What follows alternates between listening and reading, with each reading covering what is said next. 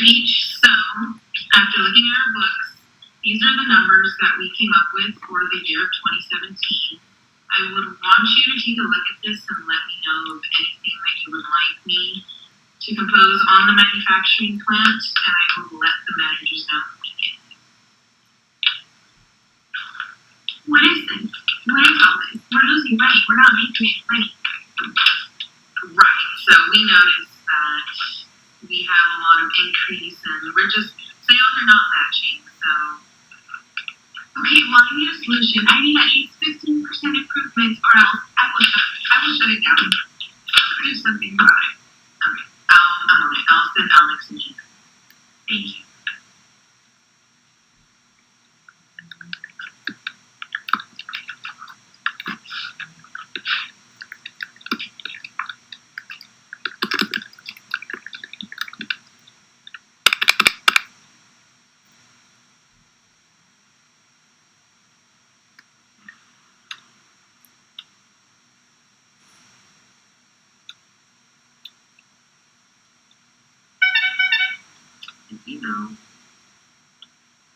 From Mr. Peach.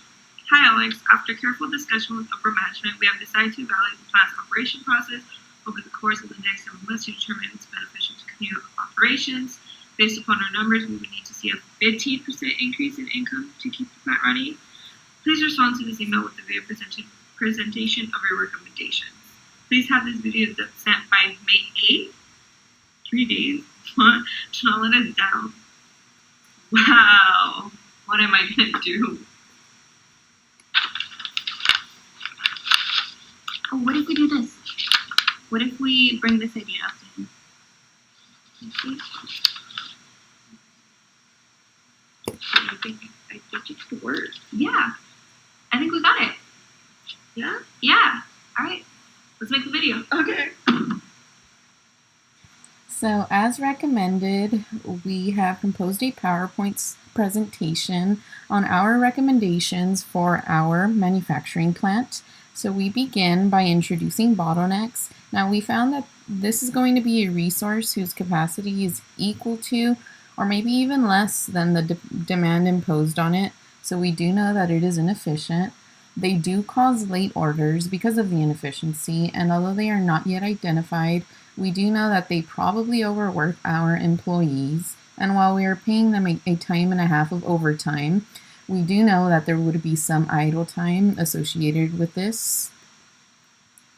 So we plan to complete our orders on time without stressing employees, and that is one of the main problems that we found here. So our solution, we would recommend implement bottleneck management and also ERP systems. So we begin with bottleneck management, and we found that this is just a constant cycle of identifying the bottlenecks, which are probably going to be a bit more difficult, but we would see in just a few moments on how we can identify them. We plan to exploit these bottlenecks and putting them as our priority.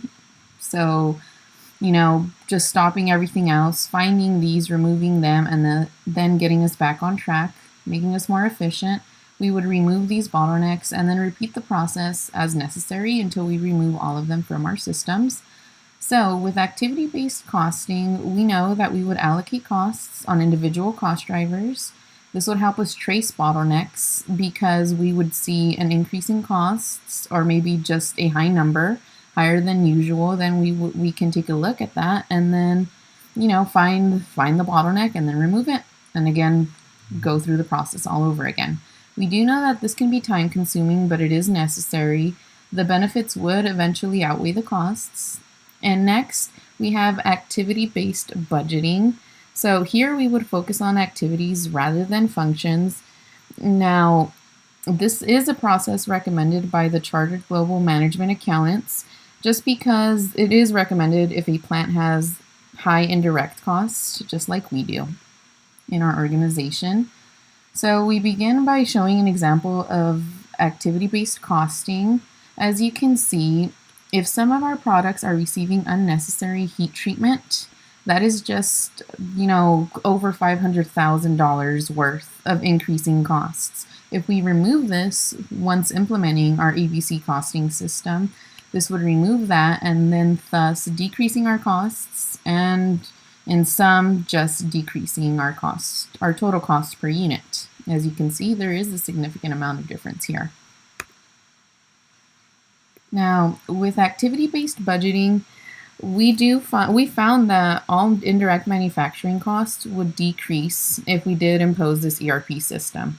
Labor costs also went down, not surprisingly, as employees will no longer be asked to work overtime. So we do turn to heat treatment cost as an example. An ERP system will organize the production process and will remove any unnecessary treatment.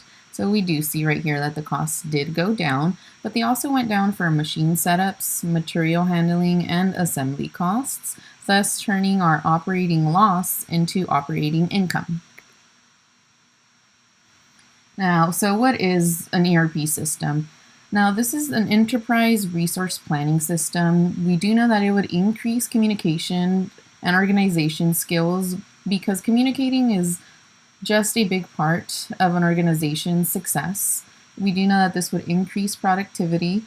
We would also probably need to expand our staff, but again, the benefits would outweigh the costs. It is a temporary system that will benefit now and obviously help in the long run. We would become profitable in the long run. Realistically speaking, sales growth would probably go up and cost would most likely also go down. So in summary, we hope to implement these systems and hopefully they will increase organization throughout our company, and this would help us identify our problems, resolve any obstacles, and remove any bottlenecks.